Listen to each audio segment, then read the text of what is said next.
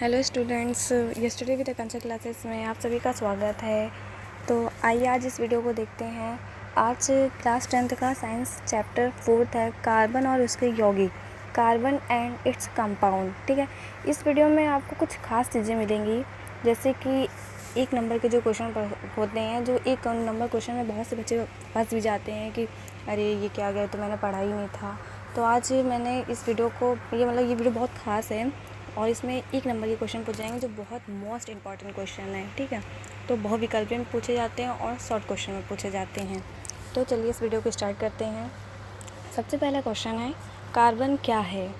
Carbon क्या है? Carbon आपने पढ़ा होगा धातु एवं अधातु में कि कार्बन क्या है। ठीक है, कार्बन क्या है? एक अधातु है। तो इन 4 ऑप्शन में A, B, C, D में दिया गया है। तो A, B, C, D में कौन सा ऑप्शन सही है? ये अधातु, यानी कार्बन एक अधातु है। ठीक है, आइए सेकंड क्वेश्चन देखते हैं। हमारे वातावरण में कार्बन की मात्रा कितनी होती है? हमारे वातावरण में कार्बन की मात्रा कितनी होती है? हमारे वातावरण में कार्बन की मात्रा होती है 0.03%। इसका सही जवाब ये है 0.03%। और एक और भी हो सकता है 0.04, लेकिन इससे ज़्यादा ऐसे कम नहीं हो सकता है कि आप सोचो 5 हो जाए, 6 हो जाए या फिर 2 हो जाए। नहीं, सिर्फ 3 और 4, 0.03, 0.04। ठीक है, उसका सेकंड है, सभी जीवित वस्तुओं, पेड़ और जंतु किसके बने होते हैं? तो किसके बने होते हैं? कार्बन यौगिक के बने होते हैं। किसके बने होते हैं? कार्बन और यौगिक के बने होते हैं। एलपीजी का पूर्ण रूप क्या है? एलपीजी का पूर्ण रूप क्या है? द्रवित पेट्रोलियम गैस। एलपीजी का पूर्ण रूप क्या है? द्रवित पेट्रोलियम गैस। ठीक है, उसके बाद सेकंड क्वेश्चन है, ये भी इम्पॉर्टेंट है। सेकंड क्वेश्चन है, सीएनजी का पूर्ण रूप क्या है? सीएनजी का पूर्ण रूप क्या है? संपीड़ित प्राकृतिक गैस। इसका सही उत्तर है संपीड़ित प्राकृतिक गैस। जो मैं आपको ये क्वेश्चन बता रही हूँ, ये क्वेश्चन आपके जनरल नॉलेज में भी आ सकता है। जब आप कोई एग्ज़ाम देने जाते हैं तो ये जनरल नॉलेज एक क्वेश्चन भी बन जाता है। ठीक है, तो चलिए नेक्स्ट क्वेश्चन देखते हैं।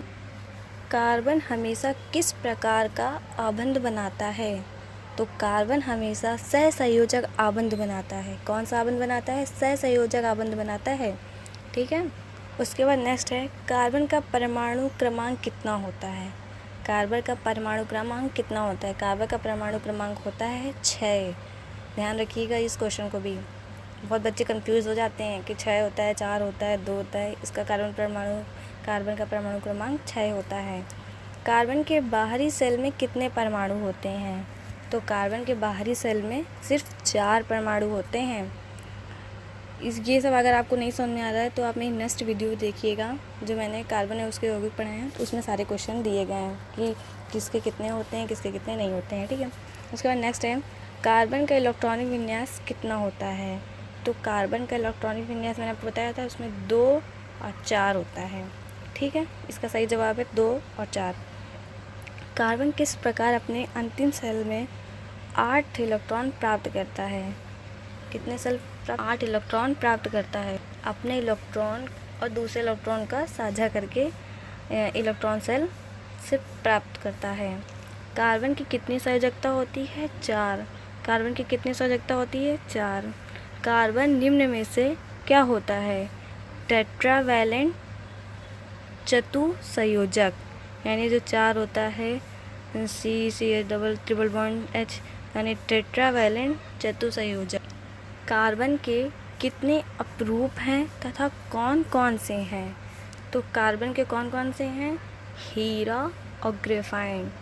देखो हीरा तो हमारा, देखिए आप लोग जानते हैं कि हीरा बहुत ज़्यादा ठोस होता है। ठीक है, उससे जल्दी तोड़ा उड़ा तो जा नहीं सकता है।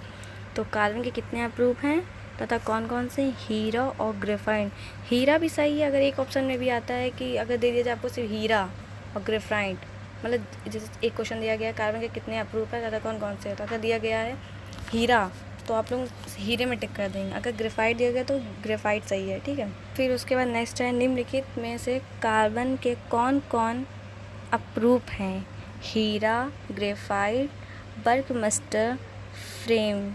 ठीक है, बर्कमस्टर, फ्लेरीन। उसके बाद है सेकंड है, हीरे की कौन सी संरचना उसे बहुत ही अधिक कठोर बनाती है, बहुत ज़्यादा कठोर बनाती है। कौन सी? हीरे की दृढ़ संरचना सबसे कठोर बनाती है। हीरे की दृढ़ संरचना उसे अधिक कठोर पदार्थ बनाती है। पृथ्वी पर उपस्थित सबसे कठोर प्राकृतिक पदार्थ कौन सा है? पृथ्वी पर उपस्थित सबसे कठोर प्राकृतिक पदार्थ कौन सा है? हीरा है। हीरा सबसे प्राकृतिक पदार्थ, पृथ्वी पर उपस्थित सबसे कठोर प्राकृतिक पदार्थ हीरा होता है। ठीक है, इसका सही जवाब हीरा है। हीरे का गलनांक कितने सेल्सियस से अधिक होता है? तो हीरे का गलनांक 3500 डिग्री सेल्सियस से अधिक होता है। ठीक है, इसका सही जवाब 35 डिग्री सेल्सियस है। ग्रेफाइट में कार्बन परमाणु की विभिन्न परतें किस बल से रुकी होती हैं? किस बल से रुकी होती हैं? वंडर वाल्स बल्स की विभिन्न परतें वंडर वाल्स बल्ब से रुकी होती हैं, बल से रुकी होती हैं। ठीक है, ग्रेफाइट विद्युत का क्या है? आपने पढ़ा ही था, ग्रेफाइट विद्युत का क्या है? सुचालक होता है। ठीक है, C60 के नाम से किसे जाना जाता है? C60 इसमें दिया गया है बर्कमस्टर फ्लेरीन, यानी इसके 60 आइटम होते हैं, तो इसे बोला गया है 660 आइटम के नाम से किसे जाना जाता है? तो बर्कमास्टर फ्लेरीन के नाम से जाना जाता है। ठीक है, अधिकांश कार्बनिक यौगिक विद्युत को क्या होते हैं? सुचालक होते हैं, कुचालक होते हैं। तो इसके क्या होते हैं? इसके कुचालक होते हैं। अधिकांश कार्बनिक यौगिक विद्युत के कुचालक होते हैं।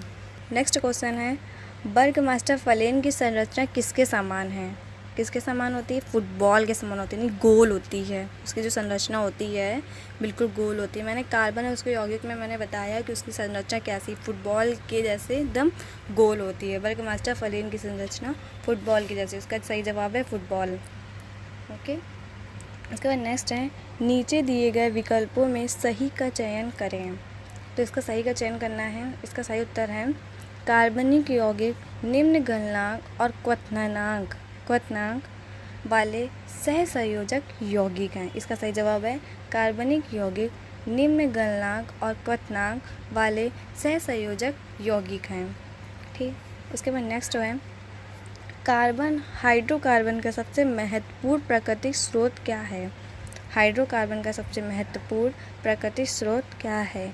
जब मैंने पेपर दिया था हाई स्कूल का, तो मेरे में ये क्वेश्चन फंसा था 2016 के अनसॉल्व में। आप लोग देख लीजिएगा, हाइड्रोकार्बन का सबसे महत्वपूर्ण प्राकृतिक स्रोत क्या है? पेट्रोल तथा कच्चा तेल, यानी पेट्रोल तथा कच्चा तेल होता है। इसका सही जवाब पेट्रोल तथा कच्चा तेल है। एल्केन का समान सूत्र क्या है?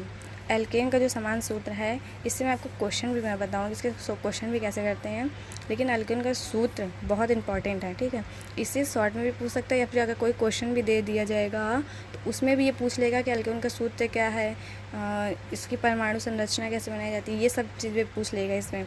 तो एल्केन का सूत्र बहुत ज़्यादा इंपॉर्टेंट, इसे याद रखिएगा हमेशा। ठीक है, एल्केन में जैसे इसमें प्लस है, एल्केन में उसमें माइनस दिया रहता है। तो एल्केन का सूत्र है CnH2n+2। इसका सही जवाब है CnH2n+2। ठीक है, एल्केन का सूत्र। एथीन का साधारण नाम क्या है? एथीन का साधारण नाम है एथिलीन। ठीक है, एथिलीन है। एथीन का साधारण नाम एथिलीन है।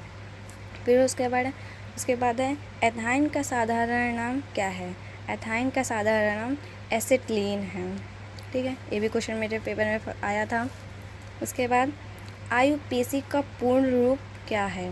IUPAC का पूर्ण रूप क्या है? देखिए, international union of pure and applied chemistry, यानी I मतलब हो गया इंटरनेशनल, U मतलब हो गया यूनियन, ऑफ P मतलब हो गया प्योर, A मतलब प्योर एंड A मतलब हो गया अप्लाइड, C मतलब केमिस्ट्री, यानी international union of pure and applied chemistry.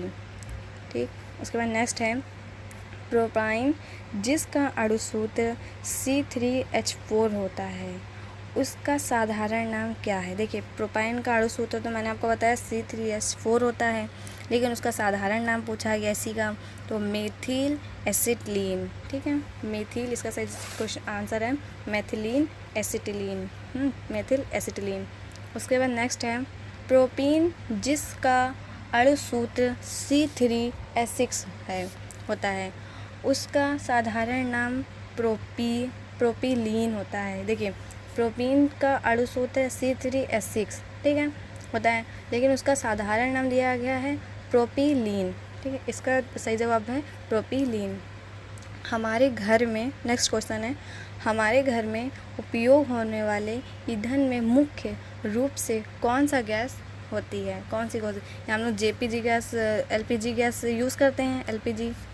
तो LPG यानी 4 यानी ब्यूटेन है, तो इसका सही जवाब होगा, इसका सही आंसर होगा ब्यूटेन। हमारे घर में उपयोग होने वाले ईंधन में मुख्य रूप तो ब्यूटेन गैस मतलब प्रयोग में होती है।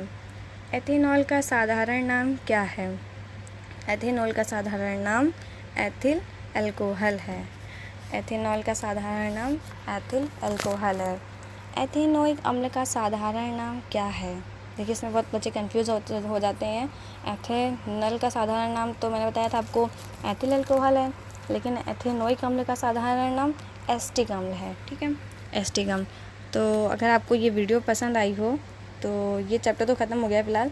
अगर आपको ये वीडियो पसंद आई तो इसे लाइक शेयर ज़रूर करें और सब्सक्राइब बटन ज़रूर दबाएं। उसके साथ बेल आइकन भी प्रेस करें ताकि मैं अपनी नई वीडियो अपलोड करूं तो उसका नोटिफिकेशन आप सभी को मिल सके।